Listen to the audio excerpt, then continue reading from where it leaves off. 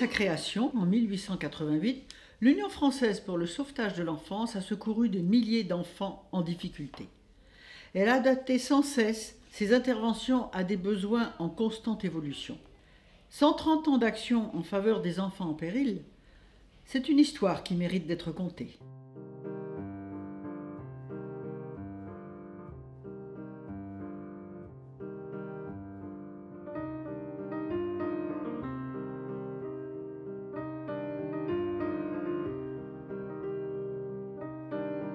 Quelle situation en France en cette fin de XIXe siècle? Les bancs de l'école sont encore bien vides, malgré la loi Jules Ferry. Les manufactures, au contraire, sont remplies de petits ouvriers et les rues pullulent de jeunes vagabonds risquant à tout moment d'être incarcérés. Caroline de Barrault et Pauline Kergomard, deux philanthropes, décident alors d'unir leurs efforts pour aider ces enfants dans la misère. Elles lancent un appel solennel dans les journaux pour, disent-elles, sauver les enfants martyrisés. Une société laïque est ainsi fondée, ce qui est encore rare à l'époque. Tous se donnent comme mission de signaler ou recueillir les enfants en danger. Nous sommes en 1888. L'Union française pour le sauvetage de l'enfance est née. Dans un premier temps, chaque membre de l'UFSE s'engage à rechercher les enfants en danger dans son quartier. C'est donc tout un réseau de signalement des enfants qui s'organise à Paris. Démarche véritablement révolutionnaire pour l'époque. Mais il faut des lieux pour les accueillir, ces enfants. L'association ouvre donc, en 1889, un asile temporaire à Paris et recrute des familles d'accueil à la campagne.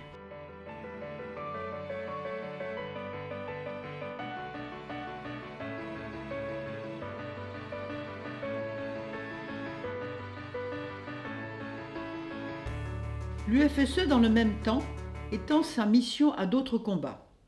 Elle s'engage pour défendre les enfants accusés de vagabondage et emprisonnés. Les sénateurs Théophile Roussel et Jules Simon, respectivement vice-président et président de l'UFSE, se mobilisent également pour faire voter la loi Roussel, 24 juillet 1889, loi qui établit la déchéance paternelle.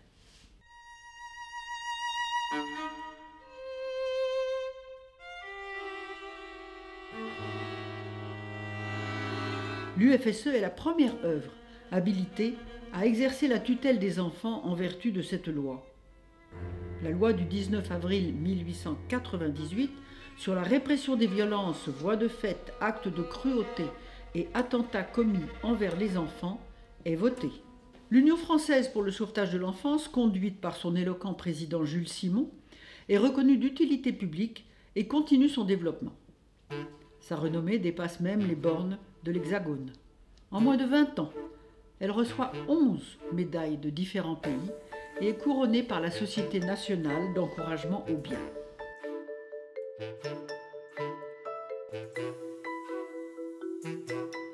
À la tête de l'association se succèdent des personnalités influentes et engagées, comme l'ancien président de la République Gaston Doumergue, le célèbre romancier Marcel Prévost, le philosophe et poète Paul Valéry, ou bien encore Robert Debré, le fondateur de la pédiatrie moderne.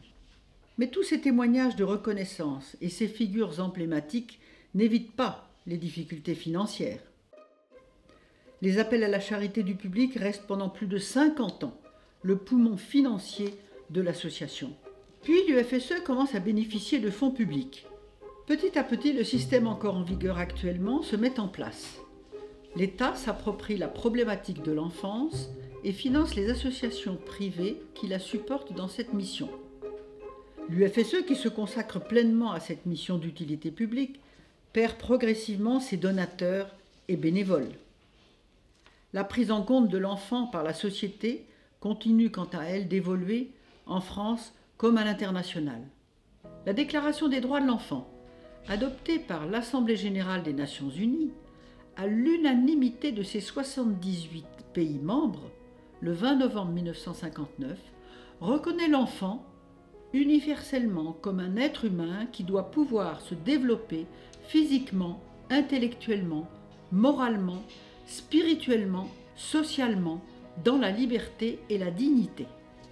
Au niveau national aussi, les choses changent. L'ordonnance du 23 décembre 1958 renforce la protection civile des mineurs en danger. En phase avec ce nouveau cadre juridique, l'UFSE ouvre l'année suivante son premier service d'accueil familial en Normandie. L'efficacité de l'UFSE pour offrir une fonction parentale réparatrice est vite reconnue. L'association ouvre un autre service d'accueil de ce type à Paris en 1983. Ces deux centres de placement familial continuent aujourd'hui encore de protéger et d'accompagner près de 200 enfants de tout âge afin de leur offrir une forme de réparation dans un autre cadre familial mais professionnalisé.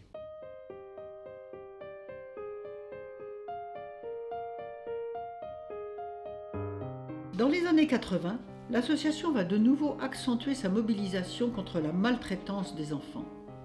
La mobilisation d'un groupe de professionnels unis dans une même révolte l'amène à créer la revue Vue d'enfance.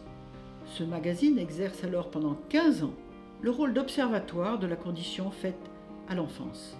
L'association renoue avec la collecte de dons privés et se voit léguer les droits d'Auguste Perret, célèbre architecte. Les activités de placement familial sont complétées avec l'ouverture d'un centre d'accueil pour les mères en difficulté accompagnées de leurs enfants à Cachan.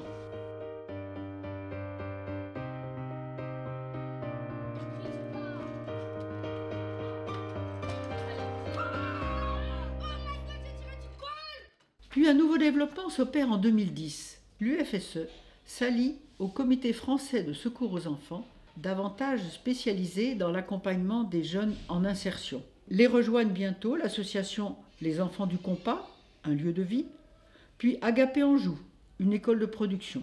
L'objectif est d'élargir son champ d'action en soutenant les enfants et leurs familles à toutes les étapes de leur vie. L'UFSE pilote ce nouveau groupement en développant ses activités. Ces actions s'étendent à l'aide à la parentalité ainsi qu'à l'insertion sociale et professionnelle des jeunes en difficulté. De ce rapprochement et de ces évolutions, l'UFSE devient l'Union pour l'enfance. 130 ans après sa création, le combat reste le même. Chaque enfant doit pouvoir vivre son enfance.